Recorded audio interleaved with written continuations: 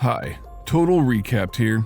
Today we will be going through the events of the 2019 sci-fi thriller movie I Am Mother, directed by Grant Spatore. Warning, this video contains spoilers, so watch at your own risk. Now let's get right into the movie. The timeline in the movie is based in the far future, when the humans have completely vanished from the Earth. The extinction triggers the activation of a repopulation facility. The main aim of the facility is to repopulate the Earth and is run by an AI robot called Mother. At the beginning of the movie, we see Mother going through 63,000 human embryos and choosing the first one, which happens to be a female embryo. She is about to raise the first child after the extinction. She places it in a gestation chamber where the embryo will develop into a baby only in 24 hours within an artificial womb.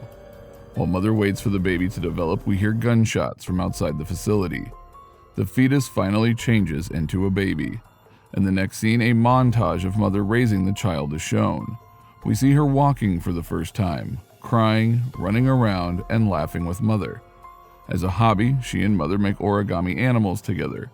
Mother even teaches her ballet and takes great care of the daughter. One day, the daughter asks her why she is the only child in the facility. Mother then shows her the other embryos and introduces them as her brother and sisters. It is now 13,867 days after the extinction. Daughter is now a teenager. We see her watching videos of other humans on her tablet. She is highly intelligent and even fixes Mother's hand when she has a glitch-like problem with it. Ballet dancing is her favorite thing to do. One day, she gets too caught up in dancing and gets late for her daily ethics class with Mother. Mother teaches daughter about high morals and gives her hypothetical questions testing her morality. Her aim is to make daughter familiar with the concept of humanity and its survival. Currently, daughter is learning for her final test that will show the efficiency of Mother's upbringing. Daughter cannot fall asleep at night, so she fetches her tablet and watches videos of other humans when suddenly, the power goes off, making the whole bunker go dark. She goes looking for Mother with a torchlight, but finds that she is out of power too. Daughter then goes looking for the problem in the system and finds a broken power line. As she inspects it, she hears a mouse squeaking. She fixes the power line after setting a trap for the mouse.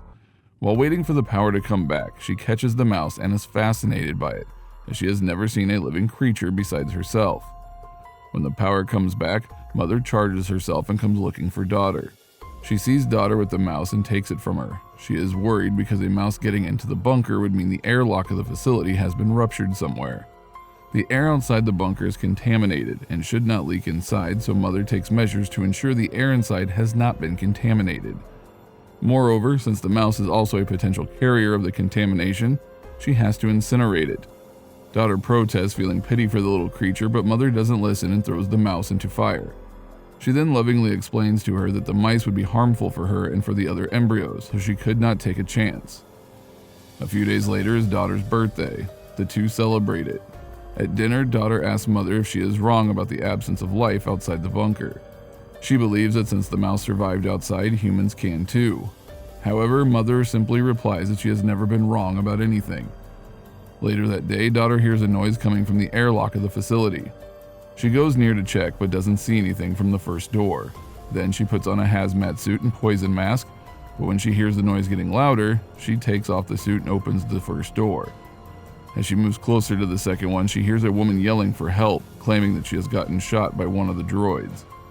Daughter quickly decides to help her and gets another hazmat suit for the woman. She closes the first hatch to maintain safe distance, then opens the entrance, letting her in. When she opens the door, an alarm goes off and Mother is alerted. She comes looking for the source. Meanwhile, daughter tells the woman to wear the hazmat suit. The woman begs her to not tell Mother about her arrival and daughter agrees. When Mother arrives, the woman is hidden in the airlock. When asked, daughter lies and says that she only opened the entrance for a second. However, Mother is disappointed at her for not being careful, so as a punishment, she wants daughter to take the test right then. She brings her to a classroom and gives her the tablet with the test on it. After Mother leaves, daughter abandons the test and goes to see the woman. There, she finds her unconscious and decides to go through her belongings. She finds a gun and keeps it with her for safety. She then wakes the woman up and promises to give her medical treatment she needs. She offers her water, and the woman hurriedly opens her mask to drink it. Daughter protests about the contamination when the woman tells her there is no contamination in the outside world and that she had been lied to. Daughter hides the woman in another part of the bunker before mother arrives there. She then leaves to get medicines to treat the woman's wound. As she collects all the medicines from the infirmary, mother passes nearby, startling daughter. She accidentally cuts her palm. Just then, mother finds the poison mask in the airlock. The woman sees mother with her poison mask burning it in the incinerator. Frightened, she checks for the gun in her bag, but doesn't find it. Daughter returns searching for the woman. She sneaks up on her and asks her about the gun. She refers to mother as a droid and wants the gun to protect herself from her. She was shot by one of the droids outside the bunker. Mother is surprised when she reaches the classroom and doesn't see daughter there. She goes back looking for her. The woman sees her approaching and snatches the gun from daughter. Seeing this, daughter tries to scream to mother for help, but the woman stops her. Mother sees the woman holding daughter and sprints towards them. The woman manages to shoot her once, but the bullet doesn't do any harm. She grabs the woman and overpowers her while daughter begs her to forgive the woman. She claims that the only reason the woman is here is because she got shot and needs their help. Mother says that she doesn't mind helping the woman, but daughter lying is intolerable to her. She then takes the injured woman to the infirmary but doesn't allow daughter to come in with her. The glass of the infirmary is soundproof, so daughter cannot listen to their conversation. Mother then interrogates the woman while dressing her wounds. The woman is skeptical about getting treated by a droid. Mother explains that lying about the contagious air is important to keep daughter safe. When mother comes out of the room, daughter asks her what they talked about. She puts the gun in a safe place and explains that she lied to her about the contamination to keep her safe from the dangers of the outside world. She also says that the bullet missed her CPU by inches and she could be dead by now. Later that day, daughter goes through the woman's belongings again and finds a book with several sketches of people. She goes to the woman and inquires about it. But the woman doesn't say anything, suspecting that mother has sent her to question her. When daughter defends her mother, the woman tells her about all the horrible things that droids have done to humans. Later, daughter apologizes to mother for letting the woman in, and mother lovingly makes her understand the consequences and forgives her. The woman's health gets worse, but she doesn't let her mother perform surgery on her. Hence, daughter takes the initiative and completes the operation successfully. She takes the bullet out of the woman's body. When the woman wakes up from the surgery, daughter gives her some food, which she devours. The two talk as mother watches them from afar. The following day, woman tells her about the sketches in the book. She asks daughter to keep everything they talk about a secret from mother. She then tells her about the survivors' camp in the mines where she was brought up. She also shows daughter the pictures of her family in the book. Daughter insists that the facility has enough resources to help people from the camp, so they should bring them here. However, the woman instead wants daughter to join them in the camp. Later, mother informs daughter that the bullet she found from inside the woman was identical to one from her gun, so she suspects her own kind had shot her. Daughter then finally takes the test and passes with flying colors. Mother is proud of her upbringing and congratulates her. She then lets daughter pick any embryo and she chooses a male one. The two patiently wait for the baby infant to be born. Later, when the woman talks to daughter, she asks her to check the bullets herself to see if they are the same. Getting suspicious of mother's story, she does and finds that the bullets are completely different. While she is at it, she also finds documents labeled for embryo number 2. While going through it, she realizes that she is not the first baby produced in the facility. Some of the other subjects are labeled failed. She then checks the incinerator to find the remains of a human jaw. She also finds a document that says the subject was aborted. Shocked that her mother killed the other baby, she no longer trusts her. She runs to the woman and tells her about her findings. Daughter then makes up her mind to run to the mine camp with the woman. However, she wants her brother to be born first so she can take him too. The following day, daughter collects supplies for their escape, but mother catches her in the act. Mother fools her by acting like she doesn't know about her plan and takes her to the kitchen. She eventually locks her there. Mother then goes to the woman and confronts her about daughter, while daughter manages to break the glass door by spraying a chemical on it. Suddenly, the woman attacks mother. The two are fighting when daughter sets off the fire alarm, distracting mother. The woman then finds daughter and convinces her to run away without her brother. When mother tries to stop them, the woman grabs daughter hostage and threatens mother to open the entrance for them. Mother obliges as she doesn't want daughter to get hurt. The two finally escape and run outside. However, the barren land and the bizarre reality of the outside world angers daughter and she attacks the woman.